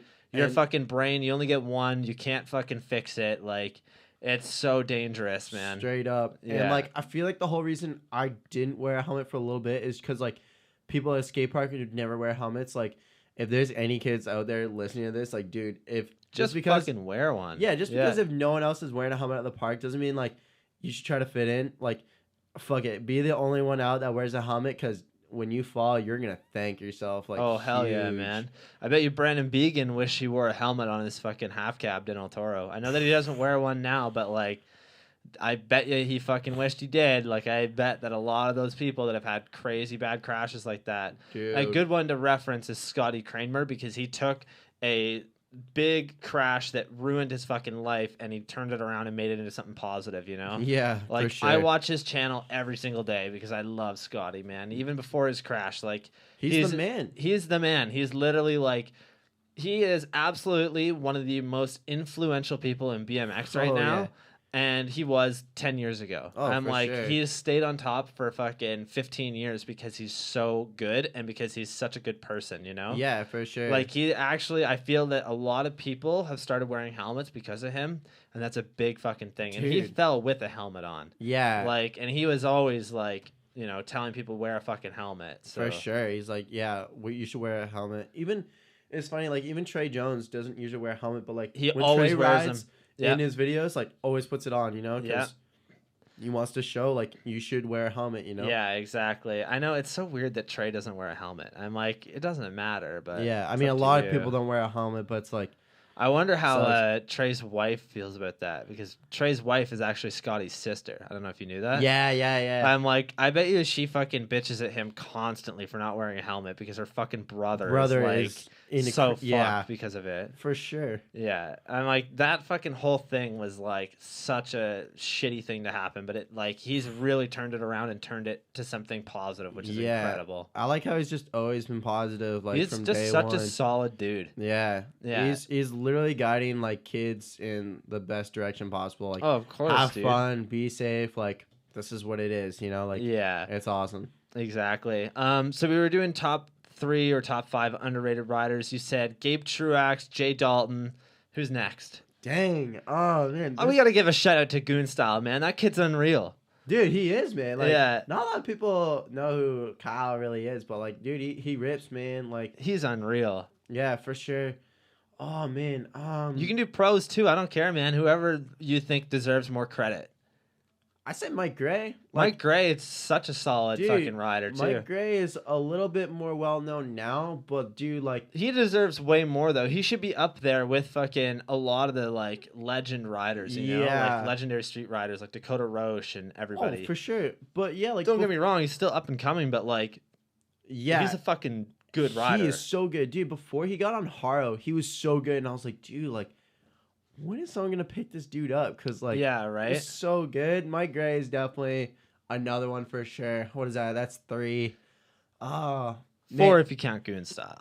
4 if you count Goon Style. Yeah, for sure. I don't know. Man, it's hard. It's so hard. There's It's so many hard. different people. You don't want to leave people out, you know? Yeah, I'm just trying to get like the like. All right, main last people. one. How's that sound? Dean Hartley. Dean. Dean yeah, Hartley. He's unreal, man. Dean's so good, and like, if you go like on his Instagram, like he doesn't have a huge following, but like, dude, like straight up, He's like one of the best fucking plaza riders around right now. straight up, It's like so he crazy. is up there with like Dylan Lloyd. Like, dude, like I watch Yeah. him ride, and I'm like, bro, like Yeah, and he's through OGC as well, which is he really is. cool. Yeah, he's not. Yeah, I love that dude so Who's he much. for? Is he for We the People? I think he is. Yeah, he's not. He's for We the People, but like. He's not even on the AM team. He's on the Flow team. But like, Yeah. he definitely deserves to be on at least the AM team, if not close to the pro team. Because He's like a legitimate fucking pro level you rider. watch that dude ride, and it's So smooth. you're It's so so like, man, he's crazy. pro. He's Yeah, got to be pro. He's unreal on a bike, man. Yeah. Cool. All right, well, let's move along from that. We got what contests have you rode?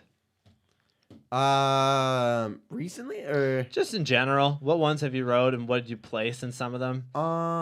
I just did Toronto Jam at the beginning of the year. Did you get first in that? I got second in that. Fucking lame. Yeah, I know, right? Like, fuck. No, second is sick, dude. That's fucking. Yeah. You weren't riding an AM. You were riding an expert, weren't you? Yeah. Yeah. So Yeah, I that's was in the fucking expert level. crazy. Yeah, I was hyped on that.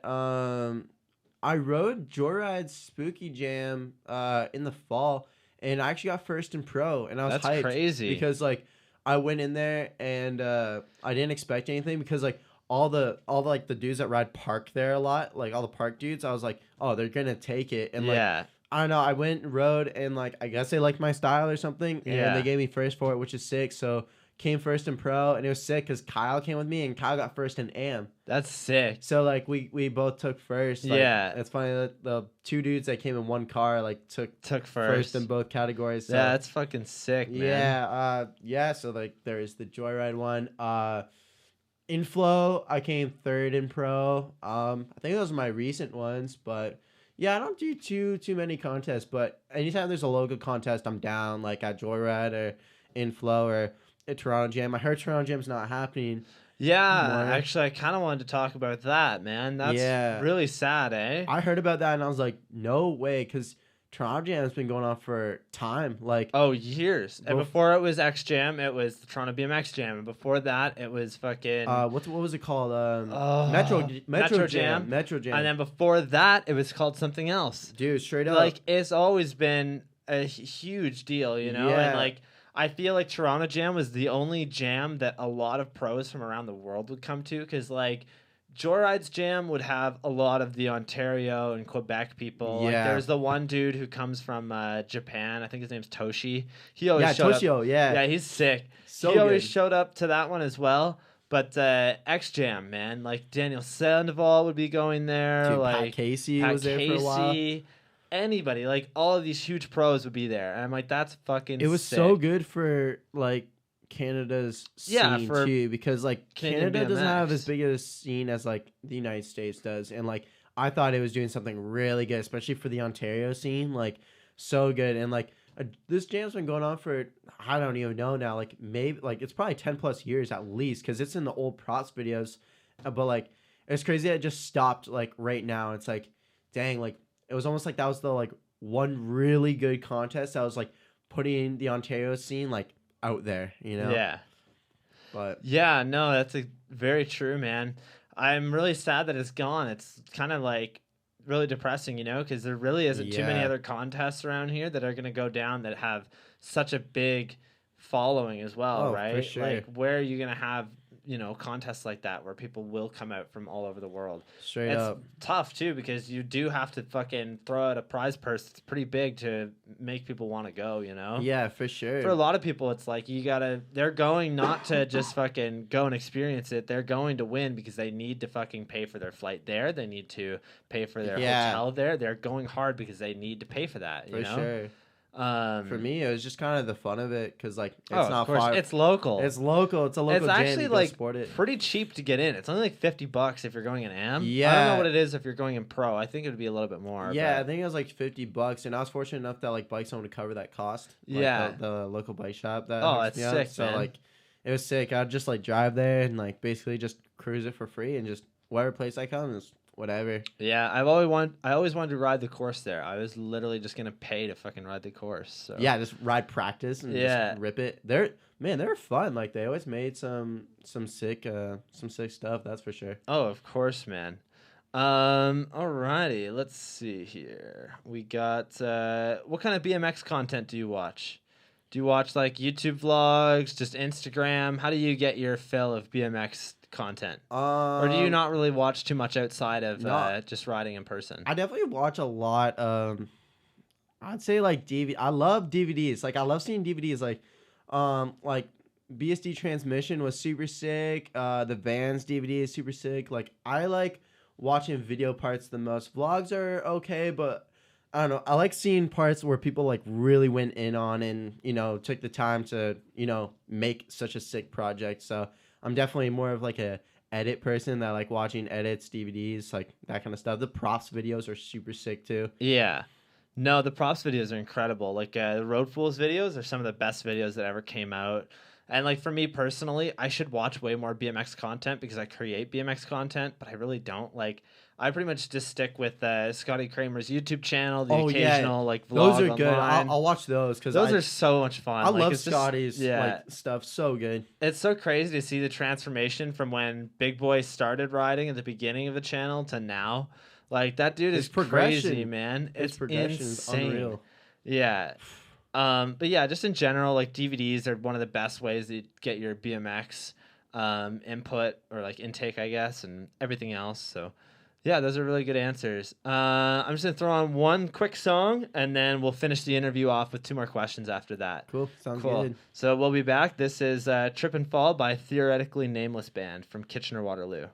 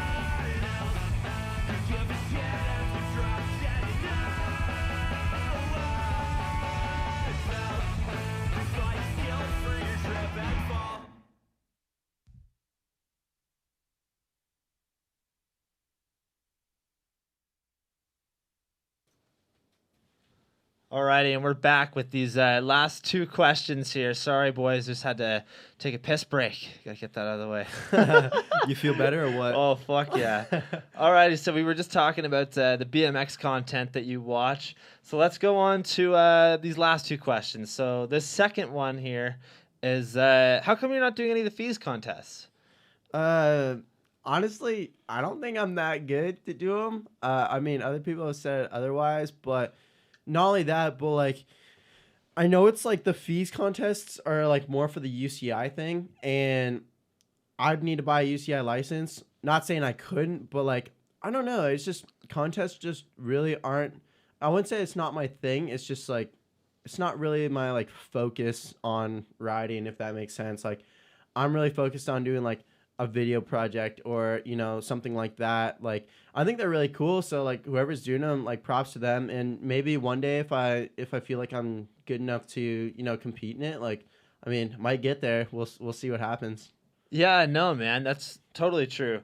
I definitely think you could absolutely ride in those contests, man. Like, and it would be such a cool thing to actually, you know, maybe one day make it to the Olympics. Like, I know a lot of people are very skeptical on the fact that BMX and skateboarding will be in the 2020 Olympics. Yeah. But I think it's kind of a good thing because no matter what, it will get more people seeing it and it will promote what we do Yeah, a little BMX. bit more. Yeah, for sure. Yeah, so I would say definitely, you know, if you get the opportunity, you should definitely do it, man. for I sure. think even if you came in dead last, you're still Out doing there something. riding. You're still out there riding. Those courses look insane. Like, I know they're more park It'd be oriented, a good but experience for yeah. sure. For sure, yeah. yeah, they look insane, man. I bet that would be such a cool thing. Yeah, so maybe one day, but yeah, for now I'm just kind of chilling on it. Yeah, and last one here. What do you got planned for next year? Next year, next year is got a couple of things going on.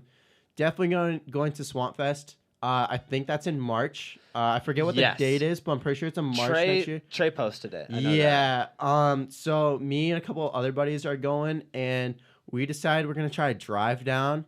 that. Yeah. So My buddy Jeff from Hamilton, he went there last year. He does the downside yeah, hand I plants. remember Jeff. Yeah, Jeff yeah. is nuts, dude. Jeff is the fucking man. He goes to all of those contests though. Like, he went to Yeah, the FBM yeah, jam a that couple one weeks was so ago. sick.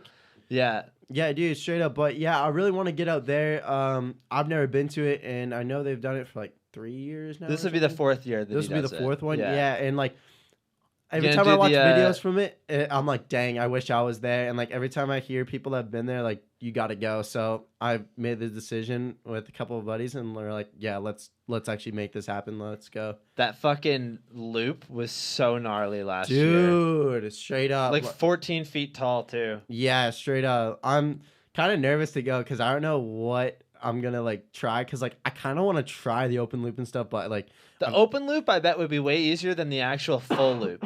yeah, I don't no, know for why real. I think that, but like, I feel like with the open loop, you've got so much more going on because you need to stay connected to it. Whereas with the open loop, it's just like doing a flip, but you just do Travel a half bit. the rotation. Yeah, you just travel a little bit and it's fine. And it's not like you're doing it off of a quarter pipe. You're literally doing it off of a fucking oververt ramp. yeah, Like, yeah. I feel like it'd be It chill. almost does everything for you. You know? Yeah, I definitely see people that like pull too hard and they definitely just You know, over always go to rotate. their Yeah. back or something. But yeah, I feel like if you just like hit on an angle, travel, and just like do a chill like flip, it would work. You know. Yeah.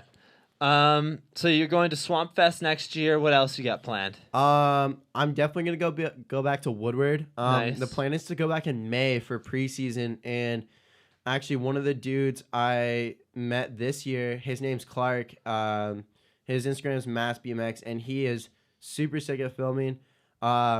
He filmed a few things for me this year, and yeah, he's really good. And he offered to make me a full video next year, and he asked me if I want to start in May for preseason and make a full like video part. And I was like, I'm down. And So- the one clip that I saw so far, we were talking about it earlier, but I didn't say what it was, is absolutely nuts. Like, that's already a fucking banger clip, and I know for a fact how that dude's gonna edit it, and that'll be your intro clip. And that's Yeah. fucking sick, dude. For real, yeah, we got that one clip lined up for the start of it because Yeah. we filmed that closer to the end of the summer, and yeah, I was stoked on it, and we were like, hey, you want to Nuts, save it for a dude. video and make a video next year? And I was like, fuck yeah, so Yeah, that clip is insane. I can't believe you fucking did that.